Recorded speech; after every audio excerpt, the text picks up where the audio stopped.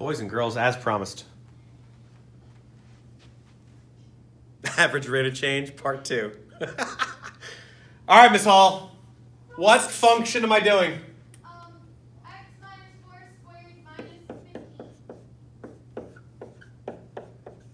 Okay, what's the interval? Don't make it too big. 2 to the 5. What is it? 2 to 5. All right, so we're going to do this function, okay, that Ms. Hall wants me to work out.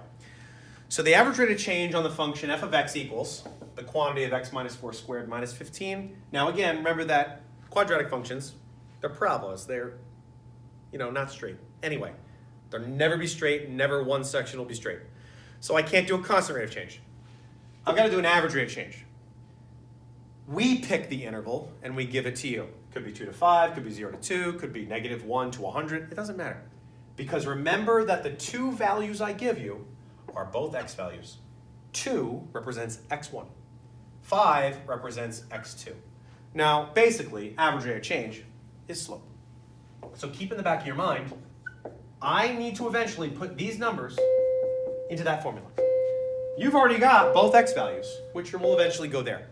You're going to substitute the 2 and the 5 individually, separately, into the function for x to find the corresponding y values for those x values. Basically, I need to use 2 here to find y1. Then I need to reset, put 5 there to find y2. Okay, so let's find the 2 first. F of 2 is going to equal 2 minus 4 squared minus 15. -2 squared minus 15. 4 minus 15 is -11. Which means my first point is 2, -11. Now I'm going to use 5 and reset. F of 5, meaning the function's value when f is 5, or when x is 5, is going to give me 5 minus 4 squared minus 15. 1 squared minus 15. 1 minus 15, -14. Which means that the second point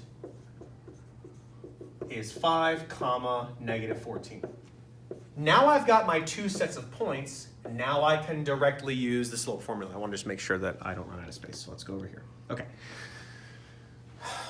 Remember, this is x1, y1, x2, y2.